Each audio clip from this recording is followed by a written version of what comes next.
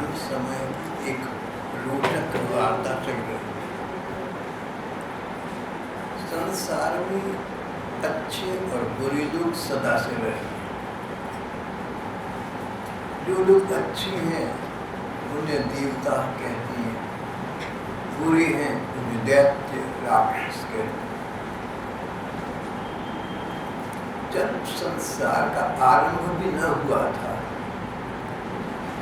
तो दैत्य और देवताओं में ये सृष्टि भरी पड़ी थी। स्वर्ग लोकों में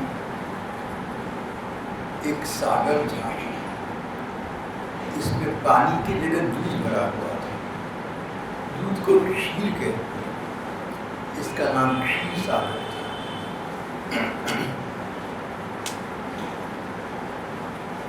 अमर होने की कामना, कभी मरे नहीं। अजर होने की कामना, बुढ़ापा ना आए, बीमारी ना आए। अजर अमर होने की कामना जीव मात्र में सदा से रही है। और एक बार देवता और दैत्य जो एक दूसरे के शत्रु हैं, इस कामना को दोनों मन में लिए परस्पर समझौता करके मित्र बन गए कुछ देर के लिए। समुद्र का, क्षीर सागर का मंथन करें तो उसमें से अमृत निकलेगा। अमृत पान करके हम अमर हो जाएंगे, हम अजर हो जाएंगे। चलो मिलकर सागर का मंथन करते हैं। सागर का मंथन आरंभ हुआ। बड़ी बड़ी रोचक विचित्र वस्तुएं बाहर निकली। एक गाय निकली। ये गाय साधारण नहीं थी। इस गाय के सामने खड़े होकर कोई कामना करो, कोई प्रार्थना करो तो पूरी हो जाए। कामधेनु नाम की गाय। एक घोड़ा निकला उच्चैश्रवा, एक हाथी निकला ऐरावत, एक वृक्ष निकला कल्पतरू। ये वृक्ष ऐसा, इसकी छाया में खड़े होकर जो मांगो सो मिलेगा। कल्पतरू नाम का वृक्ष निकला। और बहुत सी सुंदर सुंदर अप्सराएं इस सागर मंथन से बाहर निकली। फिर कौस्तुभ नाम की मणि निकली, जो कामधेनु उच्चैश्रवा, कौस्तुभमणि, कल्प वृक्ष, इतनी वस्तुएं निकली, अप्सराएं निकली। इन सबसे पहले विष निकला बाहर।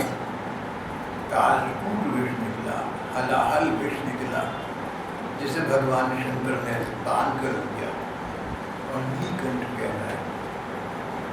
संसार में कोई उद्यम करो, कोई मंथन करो, कोई विचार करो, कोई उद्योग करो और प्रारंभ में कठिनाई पर कठिनाई आए तो परेशान मत होना, चिंता मत करना।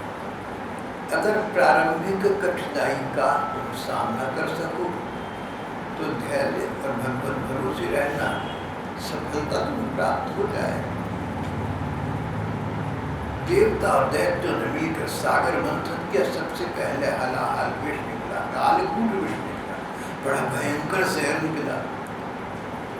उसको पान करना तो दूर, उसका स्पर्श कर जो वायु फैला उसी से देवता दैत्य मृतक तुल्य होने लगे, मृतक समान होने लगे।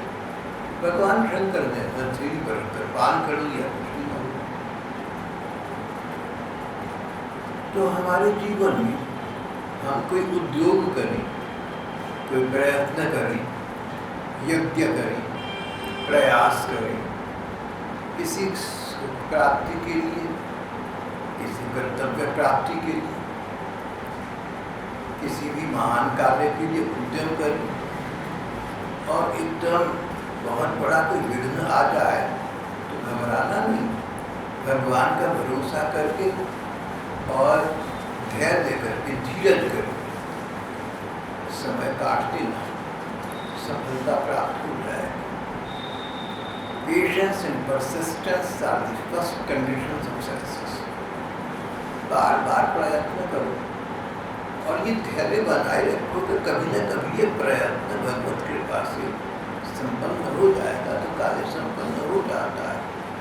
देवता और दैत्यों ने देखा कि कालकूट विष निकला, भगवान शंकर ने उसका पान कर दिया। उसके बाद एक वृक्ष निकला, एक गाय निकली, एक घोड़ा निकला, एक हाथी निकला, अप्सराएं निकली, बहुत कुछ निकला। और ये सब निकलने के बाद स्वयं भगवान की सहज शक्ति श्री लक्ष्मी जी उत्पन्न हो। लक्ष्मी जी का सौंदर्य अप्रतिम था, उससे सभी आकर्षित थे। लक्ष्मी जी थे भगवान विष्णु का वर्णन। जहाँ नारायण है वहाँ लक्ष्मी स्वयं है, क्योंकि लक्ष्मी जी भगवान नारायण की, भगवान विष्णु की पत्नी बन गई। पत्नी और पति शब्द समझाने के लिए कहे गए, नहीं तो भगवान में क्या पति क्या पत्नी। भाव ये भगवान स्वामी और उनकी सेविका, उनकी चरण सेविका श्री लक्ष्मी जी। तो आप जो चित्र देखे होंगे ऐसे भगवान प्रलय काल में शेष शैया पर लेटे हुए हैं, लक्ष्मी जी उनके पांव दबा रहे हैं, चरणों में ऊपर उठ रहे हैं। जहाँ भगवान है वहाँ लक्ष्मी तो होगी, जहाँ लक्ष्मी है अगर वहाँ भगवान नहीं है तो लक्ष्मी टिकेगी नहीं। कहा गया कि लक्ष्मी तो चंचल है। जिस प्रकार पतिव्रता पत्नी की शुभ कामना चाहो तो उसके पति का संपर्क प्राप्त करो, पति से संबंध करो, तो पत्नी तो स्वयं आपके चार कार्य कर देगी। और कोई सोचे कि पतिव्रता पत्नी से संबंध न रखे, पति देव से क्या लेना है, तो संबंध टिकेगा नहीं।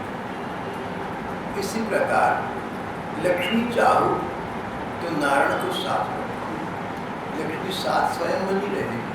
और कोई कहे कि नारायण से क्या लेना, विष्णु से क्या लेना, भगवान से क्या लेना, सुख भोग भी सब कुछ लक्ष्मी से मिल जाती है, तो ये लक्ष्मी चंचल होगी, टिकेगी नहीं, ये सदा स्थायी न हो।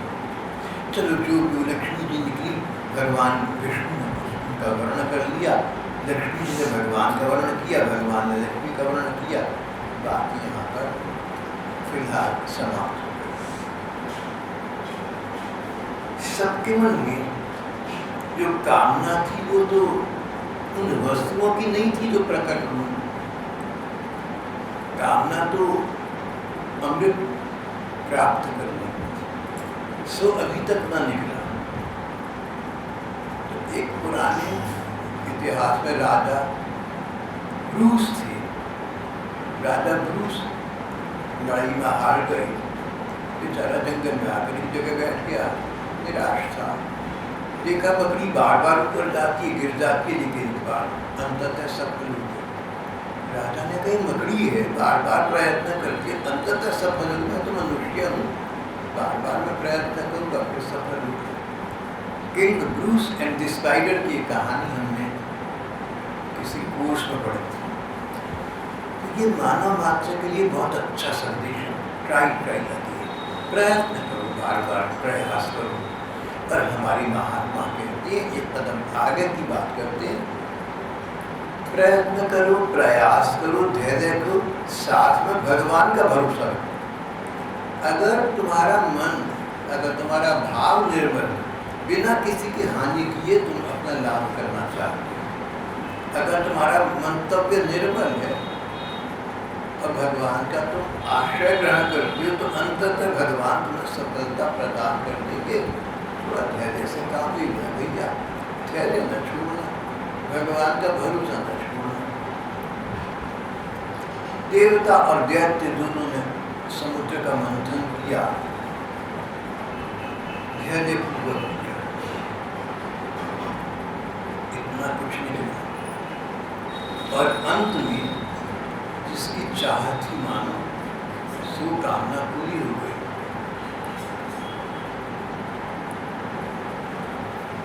एक देव पुरुष मंथन से सागर से बाहर आए।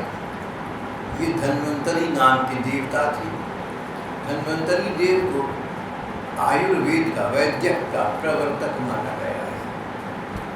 अब आयुर्वेद के प्रवर्तक धन्वंतरी देव बाहर निकले, बहुत सुंदर अच्छे तो थे ही, हाथ में अमृत का कलश था, हाथ में स्वर्ग का एक कलश, एक घड़ा था, इसमें अमृत भरा था। अंततः जिस वस्तु की कामना थी देखा बाहर आ गई।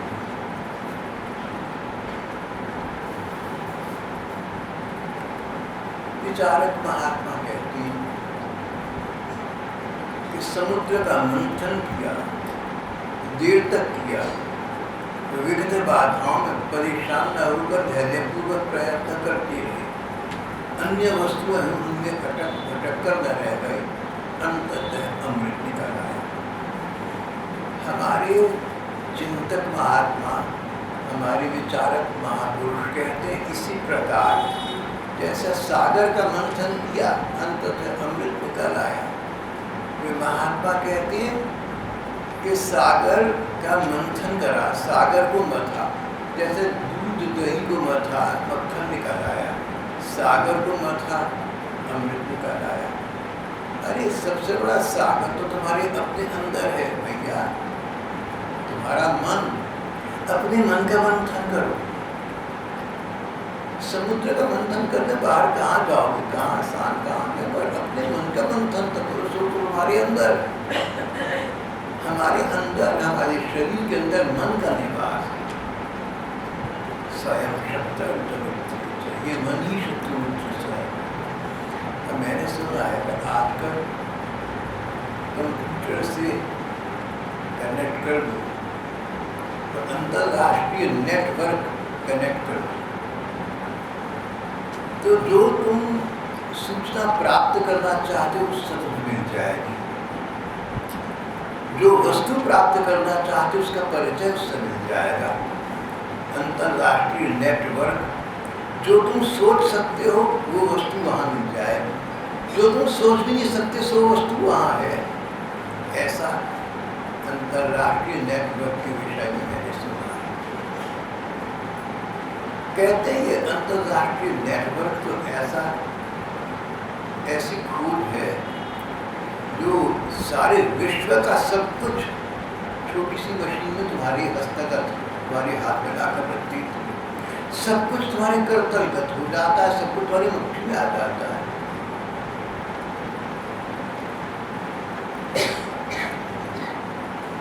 हमारे महात्मा कहते हैं कि सबसे बड़ा कंप्यूटर, सबसे बड़ा अंतरराष्ट्रीय नेटवर्क वो नहीं है जिसको विज्ञान ने खोल करके हमें दिया।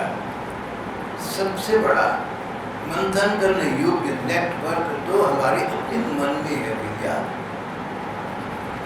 मन में तो मंथन तो करके देखो, मन में विचार करके देखो, अपने मन में सोच कर तो देखो क्या क्या भरा पड़ा है। इस मन में सब कुछ है, जो कुछ अंतरराष्ट्रीय नेटवर्क में है, जो कुछ कंप्यूटर में है, जो कुछ समुद्र मंथन से बाहर आया था कभी किसी काल में, वो सब कुछ तुम्हारे अपने मन के अंदर है। तुम्हारे मन में विष भी है और तुम्हारे मन में अमृत भी है। मंथन के द्वारा तुमने एक वस्तु को प्रकट करके उसका उचित प्रयोग बनाए और अपना जीवन सफल, परम सफल कर देना है। जीवन सफल करने के लिए व्यक्ति में जीवन सफल करने की इच्छा चाहिए। इच्छा शक्ति के बिना सब कुछ तुम्हारे पास तो बेकार हो जाएगा। दे विल टू वर्क, और सामर्थ्य चाहिए, कैपेसिटी चाहिए। भगवान का भरोसा करो तो वहाँ से उसको भी मिल जाएगा। देवताओं ने समुद्र मंथन किया, देवताओं ने पल पल पर भगवान का पल्ला पकड़ा, उनका आश्रय लिया, उनके चरणों को शरण लिया, अंततः अमृत निकल आया। अपने मन को देखना है, अपने मन का मंथन करना है। मंथन करोगे एकांत शांत चित्त से कहीं स्थल पर विराजोगे, विविध देश से करोगे तो मन में प्रकार प्रकार के विचार आएंगे, विषैले विचार भी आएंगे, अच्छे बुरे प्रकार, बुरे विचार, संसार के विचार, किसी की अच्छाई बुराई के विचार, बैर विरोध के विचार, ईर्ष्या द्वेष के विचार आएंगे, विष भी आएगा और अमृत भी तो आएगा। संत महात्माओं के विचार भी आएंगे, धर्म ग्रंथों के विचार भी आएंगे, मंदिरों में या जहाँ पर ठाकुर जी के चित्रों और श्री मूर्ति दर्शन के उनके विचार भी आएंगे। ये तो मन है ना, विषैले विचार भी आएंगे, अमृतमय विचार भी आएंगे। तुमने एक को चुनना है, दूसरे को छोड़ देना है, तुम विष को छोड़ देना, भगवान के भरोसे छोड़ देना, अमृत को ग्रहण कर देना। और अमृत भी साधारण अमृत नहीं, अमृत भी वो ग्रहण मत करने लगना जो स्वर्ग से, जो समुद्र मंथन से, जो क्षीर सागर से मिला और जिसके पीछे न जाने कितने लोग पागल थे। तो अमृत से क्या लेना? प्रेमी महात्मा कहते हैं अमृत तो भगवान की कथा है। तब कथामृतम तप्त जीवनम कवि भिरीडितम कल्मषापहम श्रवण मंगलम जीवनाथ। सबसे बड़ा अमृत जिसको पीकर मुंह को स्वाद आ जाए, कंठ से वो गुजरे तो अच्छा लगे, शरीर में जाकर अच्छा लगे। सर्वोत्तम पेय पदार्थ, सर्वोत्तम अमृत तो भगवान की कथा का अमृत है, भगवान के प्रेम का अमृत है। भगवान की कथा सुनोगे तो धीरे धीरे भगवान में प्रेम होगा। जो सुख प्रेम में है संसार में कहीं भी नहीं। संसार में साधारण लोग संसार के प्रेम के पीछे पागल रहते हैं, फिर उसमें उसको इसमें इस प्रेम में उनको सुख की प्रतीति होती है। तो प्रेम में सुख तो है संसार में, पर ये सदा रहने वाला नहीं है। अगर भगवान से प्रेम प्राप्त हो जाए तो भगवत प्रेम का सुख संसार के सुख से कहीं अधिक है और सदा रहने वाला है। तो ये जो भगवत प्रेम का अमृत है, ये तो हमारे अपने अंदर है। मन का मंथन करो, अमृत की बाहर, उसका लाभ उठाओ। भगवान की कृपा का अमृत, भगवान के नाम का अमृत। ऐसे ऐसे महात्मा हमारे देश में हुए जिन्होंने भगवान का नाम लिया। नाम लेते लेते भगवान की मंदिर मूर्ति उनकी मन की आंखों के सामने आ गई। मानो त्रिलोकी का त्रिकाल का सौंदर्य पूंजीभूत होकर नयनों के सामने आ गया हो। कोई सुंदर फूल देखे हमें तो नयनों को कितना अच्छा लगता है। और सब सुंदर भगवान, सुंदर है कि न सुंदर, भगवान का अंग अंग सुंदर है। वे सर्व सौंदर्य के स्वामी भगवान, उनका कल्पना मात्र में ध्यान आ जाए तो वो भी सुंदर और मन को आकृष्ट करने वाला है। मन की आंखों से भगवान का ध्यान करो तो सौंदर्य, माधुर्य और लावण्य की इस त्रिवेणी की तट पर तुम अपने को आसन्न कर लोगे। सब कुछ मन में है। अपने मन को वश में करके देखना है, अपने मन का मंथन करना है, मन को मथना है। बुरे विचार आए उनको ग्रहण नहीं करना। जैसे विष निकला, किसी ने ग्रहण नहीं किया, और अमृत निकला, सब ग्रहण करना चाहते थे। और मन में तो भगवान के नाम का अमृत है, भगवान की शरण का अमृत है, भगवान के चरणों का अमृत है, चरणामृत है, भगवान के प्रेम का अमृत है, भगवान के रूप का अमृत है। तो भगवदीय आसम का पान करना, भगवत प्रेम का, रूप का, नाम का, सबका अमृत अपने अंदर ही मंथन करके बस उसका सुखास्वादन प्राप्त करना है। जीवन उसके लिए है, जीवन का प्रयत्न उसके लिए है, जीवन की सफलता उसमें है, और सारी साधनों की पराकाष्ठा। अपने मन का मंथन करके प्रभु प्रेम का अमृत पान करो। महात्मा कहते हैं सदा सदा के लिए अजर अमर हो जाओगे। संसार की कोई सत्ता तुम्हारा अनिष्ट न कर सकेगी। न वासुदेव भक्तानां अशुभम विद्यति क्वचित जन्म मृत्यु जरा व्याधि भयं नैवोपजायते।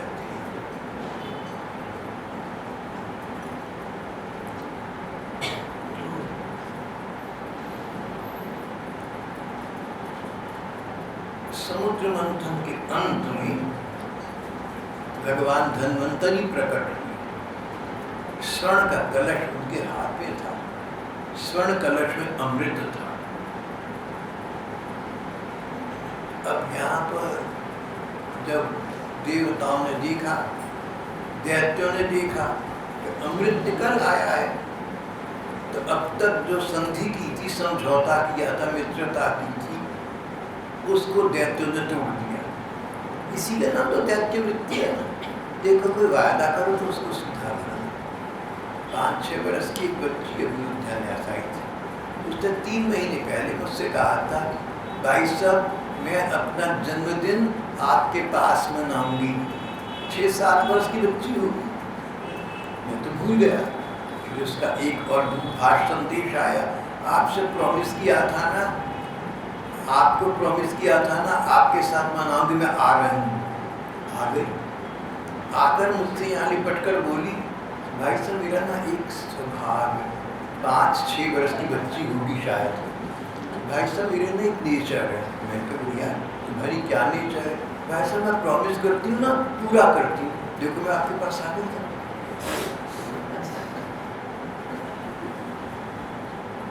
मुझे लगा मुझे दादी नाना बुढ़िया वाली बात हो गई, इतनी अकल। वायदा निभाना, प्रमाणित करना, चलो ये तो सब, ये तो हमारा युग धर्म है, ऐसा समय चल रहा है। तो जो लोग वायदा करके निभाती हैं, अच्छा करती हैं, कोई किसी को वचन दो ना तो पूरा करना, न तो ना देना, दिया तो पूरा करना।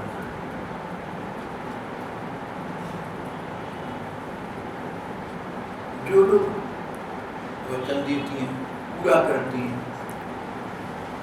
इस प्रकार के गुणों से संपन्न जन ही देवता कहलाते हैं।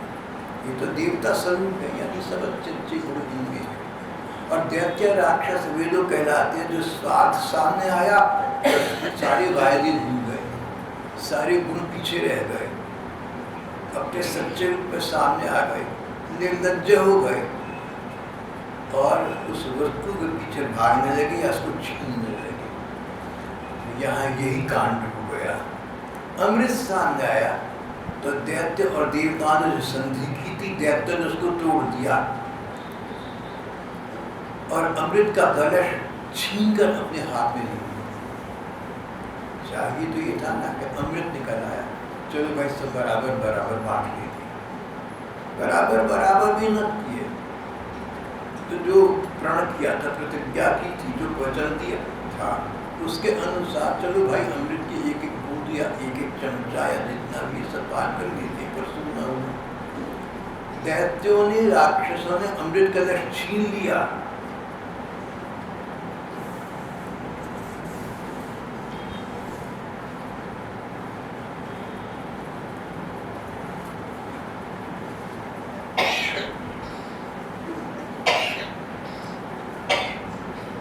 दैत्य राक्षस तो पहले से इस ताक में थे कि किसी तरह समुद्र मंथन निकली सभी वस्तुएं हमें मिल जाए। और जब वे राक्षस उस अमृत से भरे कलश को छीन ले गए, तब देवताओं का मन निराश हो गया। अरे समझौता हुआ था, इन तो वही तोड़ दिया, अब हम तो अमृत से हाथ धो बैठे। देवता निराश हो गए, लेकिन निराश होकर, विषाद सिद्ध होकर देवताओं ने क्या किया? विषाद, डिप्रेशन, निराशा, अत्यधिक निराशा, मन निराशा में डूब गया, लगा कि संसार में सच्चाई नहीं है, पागल से हो गए, मन विषाद सिद्ध हो गया। तो हमारी गीता में पहले अध्याय का नाम है अर्जुन विषाद योग। अर्जुन को डिप्रेशन हो गया था, विषाद हो गया था। अवसाद हो गया। संत विनोबा भावे ने गीता की व्याख्या में कहा कि देखो, अर्जुन को विषाद हुआ, डिप्रेशन हुआ, अर्जुन ने क्या किया, श्री कृष्ण से, भगवान से उसको संबोधित कर दिया। भगवान से कहा, भगवान मुझे विषाद हो गया है, मैं कुछ सोच नहीं समझ रहा हूँ, मेरा मस्तिष्क काम नहीं कर रहा है, मैं शिथिल हो रहा हूँ। कार्पण्य दोषोपहत स्वभाव पृच्छामि त्वां धर्म समूढ़चेता। धर्म समूढ़चेता, धर्म उचित क्या है, अनुचित क्या है, क्या मुझे करना चाहिए, क्या मुझे नहीं करना चाहिए, इस विषय में मैं समूढ़ हो गया हूँ, भ्रमित हो गया। यथ्यस्यां निश्चितम भूतमे। अब तो मैं बस तुमसे इतना जानना चाहता हूँ मेरे ठाकुर, एक बार भी बता दो कि मैं क्या करूँ। लंबी चौड़ी बात ना करना, उपदेश न देना, छोटे से बस सार कह दो, अर्जुन तू ऐसा कर, मैं वैसा कर। निश्चितम ब्रूहि, ब्रूहि बताइए, तन वह बात नहीं मुझे। ठाकुर मुझे वो एक वाक्य में बात बता दो जो मुझे करनी चाहिए। शिष्यस्ते हम, इस समय मैं तुम्हारा मित्र अर्जुन नहीं हूँ, इस समय में तुम्हारी बहन सुभद्रा की, दोबारा कहो, इस समय में तुम्हारी बहन द्रौपदी या सुभद्रा के पति रूप में बात नहीं कर रहा, रिश्तेदारी की बात नहीं कर रहा। शिष्यस्ते, मैं तुम्हारा शिष्य हूँ। शाधीमान, मुझे बताओ कि मैं क्या करूँ, शिक्षा दो, प्लीज एजुकेट मी। त्वां प्रपन्न, मैं तुम्हारी शरण में आ गया। जो लोग भगवान की शरण में आ जाते हैं और अपना विषाद को भगवान से युक्त कर देते हैं, उनसे संबोधित कर देते, संबंधित कर देते हैं, उनका विषाद योग बन जाता है। अर्जुन विषाद योग, गीता के पहले अध्याय का नाम, क्योंकि विषाद जो था योग युक्त कर दिया, मिला दिया भगवान के साथ। तुम्हारे मन में कोई विषाद आया ना, तुम्हारे मन में कोई निराशा आ जाए, तुम कहीं हताश हो जाओ, कोई परेशानी आ जाए, भगवत चरण समर्पित कर देना, भगवान से कहना, भगवान ये परेशानी आ गई, बताओ मैं क्या करूं। तो तुम्हारा विषाद योग बन जाएगा। संत विनोबा भावे ने इस प्रकार लिखा है। ये जो मैं आपसे जितने में उद्बोध वाक्य बोलता हूँ ना, तुम ऐसा करना, तुम वैसा करना, तुम ये न समझना कि मैं आपसे कह रहा हूँ, ये सब महात्माओं ने कही बातें हैं, मैं आप तक संदेशित कर रहा हूँ। देखो मेरी ये तो योग्यता नहीं, मैं कौन सा संत महात्मा हो गया, अपने आप ही दुर्बल प्राणी, मैं तुम्हें क्या उपदेश दूंगा। तो जब मैं कहूँ ना तुम ऐसा करना, तुम वैसा करना, और मैं न भी कहूँ तो समझ जाना महात्मा कहते हैं ऐसा, उनकी वाणी में आप लोगों के हित में आप समय निकाल कर इसके दोहरा रहा। देवताओं को विषाद हो गया, अरे इतने उद्यम उद्योग से हमने तो दैत्यों का एक बार फिर विश्वास कर दिया, पर ये नाशुक्रिय बेवफा अमृत छीन करने लगे होकर ले गए। इतनी नीचता, इनको संकोच नहीं, इनको लज्जा नहीं है, क्या करें। बार बार अनुभव होता है, बार बार हम चोट खाते हैं, बार बार दिल टूटता है, बार बार इन पर भरोसा करते हैं, हमारी मूर्खता नहीं तो और क्या है। कोई आदमी पहली बार आपको मूर्ख बनाए तो अंग्रेजी की कहावत है कि उसके लिए शर्म की बात है कि आपने मित्र मानकर उसका भरोसा किया, आपने मित्र मानकर भरोसा किया, उसने आपके भरोसे को तोड़ दिया, उसके लिए शर्म की बात है। आपके लिए तो शर्म की बात नहीं है, लेकिन उस ही व्यक्ति ने दोबारा आपको धोखा दिया तो शर्म की बात उसके लिए अब आपके लिए है, क्योंकि आपको पता था ना कैसा है, पता था क्या करेगा, फिर आपने भरोसा कर दिया तो भैया उसको क्या दोष दें।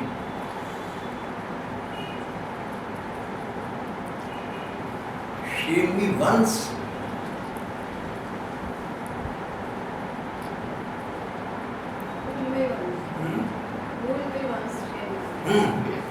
बाबा दीदी कितने पे fool me once, तुमने मेरा बेवकूफ बनाया once, पहली बार, एक बार। Shame on you, तुम्हारे लिए शर्म की बात है कि मैंने तुम पर भरोसा रखा, तुमने मेरा मूर्ख बना दिया। Fool me once, shame on you. Fool me twice, shame on me. दोबारा तुमने मूर्ख बना दिया, मेरी लिए शर्मिंदगी की बात है। जब जान चुका, अनुभव हो चुका तुम किस तरह के व्यक्ति हो, तो भी भरोसा कर लिया। देवता इस प्रकार अपने मन में विषाद से युक्त हो गए कि तो गलती तो हमारी हो गई ना, तो पता था कि दैत्य बार बार भरोसा तोड़ते, बेवफाई करते, और फिर मान गए हम। किसी को क्या कहें यारो, हम ही से भूल हुई, हम अपने आप को खुद मूर्ख बना बैठे। लेकिन देवताओं ने अपने इस विषाद का क्या प्रयोग किया? देवताओं ने इस विषाद को, इस निराशा को, इस नेगेटिव बात को, इस नकारात्मक वृत्ति का क्या बनाया? भगवान को समर्पित कर दिया, इस विष को अमृत बना दिया। तुम्हारी मन में कोई दुख आए, कोई कष्ट आए, कोई परेशानी आए, तुम कैसे रहे, क्या रहे, मत चिंता करो, भगवान को अर्पित करो।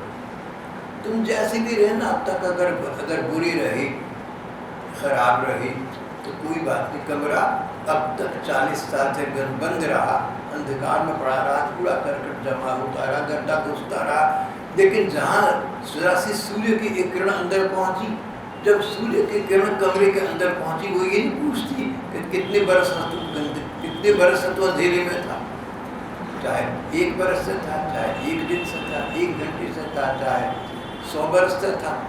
कमरा कितने भी समय से अंधकार में पड़ा हुआ क्यों ना हो, सूर्य की किरण पड़ते ही आलोकित हो जाता है, प्रकाशित हो जाता है।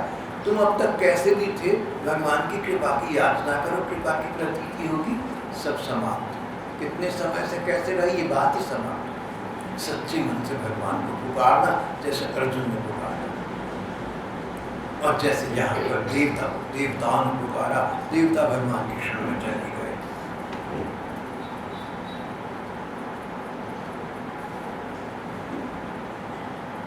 भगवान की शरण की ग्रहण में भगवान ने उनको सांत्वना दी।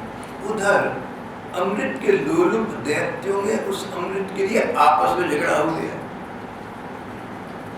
पहले झगड़ा देवताओं से हुआ, जिनसे वायदा तोड़ दिया, और जब अमृत अपने दैत्यों के हाथ में आ गया तो दैत्यों के 2 वर्ग बन गए।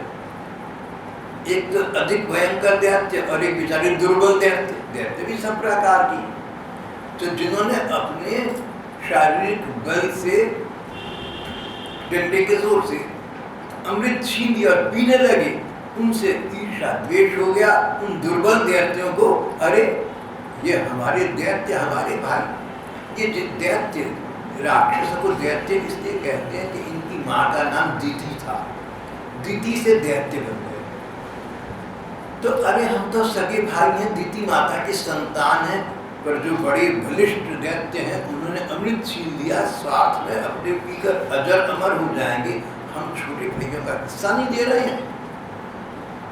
तो जब देखा अमृत लोलुप दैत्यों में अमृत के लिए आपस में झगड़ा खड़ा हो गया। सभी कहने लगे पहले मैं पीऊंगा, पहले मैं, तुम नहीं, पहले मैं।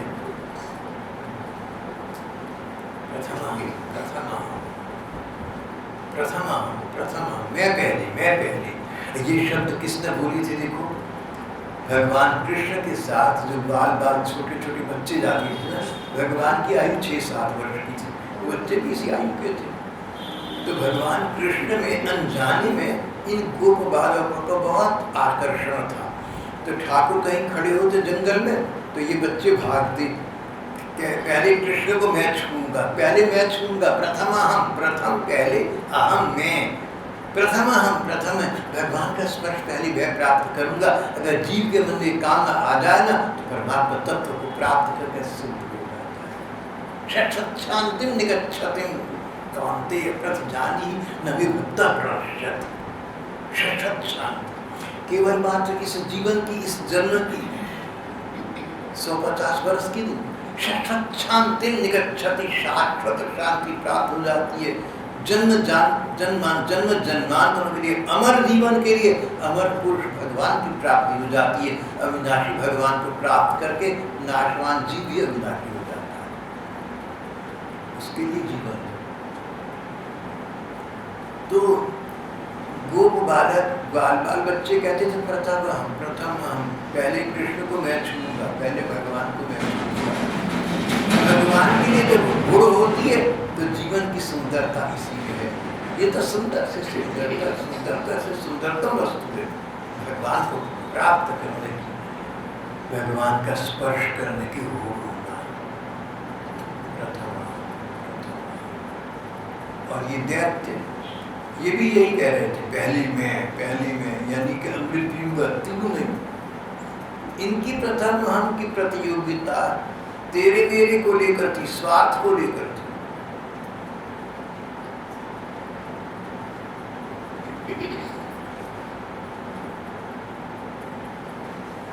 अहम पूर्वम न तम इति प्रभु। अहम पूर्वम पहले में, न तम तू नहीं, मैं तू नहीं। ये शुरू हो गया।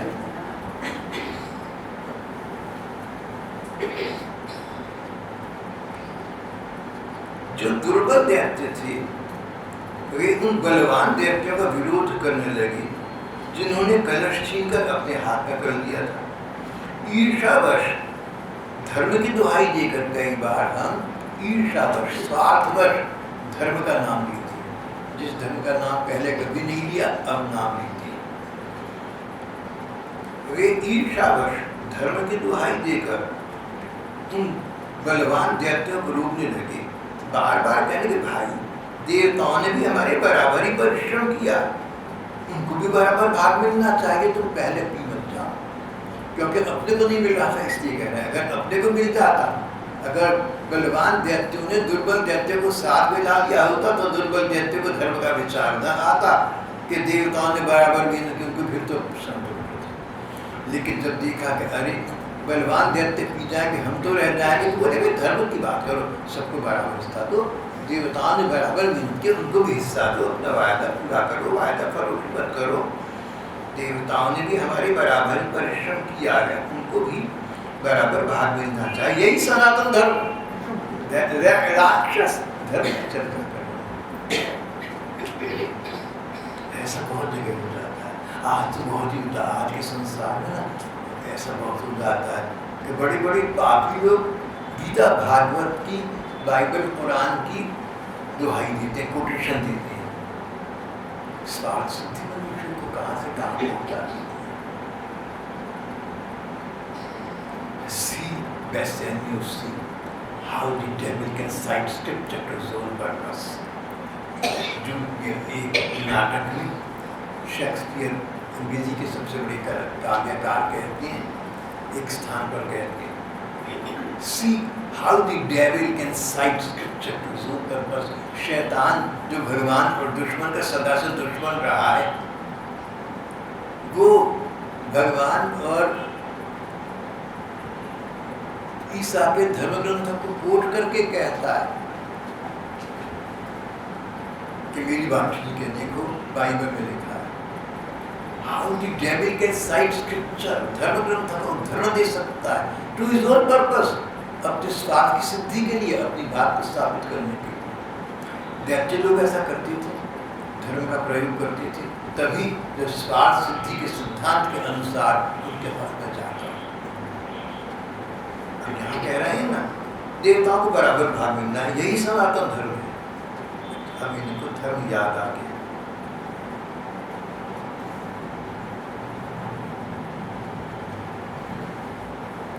एक महात्मा कहते हैं कि स्वार्थ के लिए दल बदलू होना, दल परिवर्तन। अभी तो दैत्यों के दल में थे, अब देवताओं के दल में भी देवता ठीक है।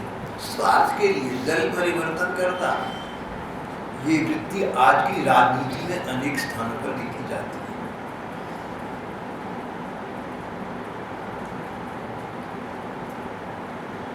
इस प्रकार दैत्यों में आपस में तू मैं हो रही थी।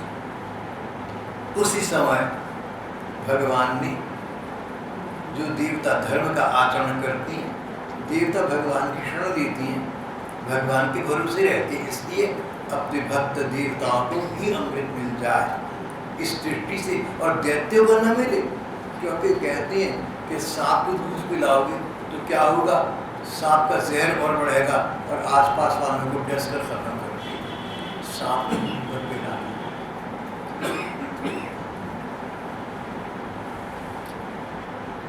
ऐसा ही भागवत में लिखा हुआ है।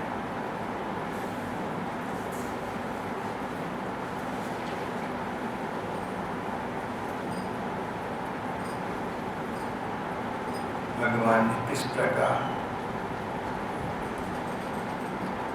अमृत पान कराना देवताओं को कुछ समझा, दैत्यों को नहीं।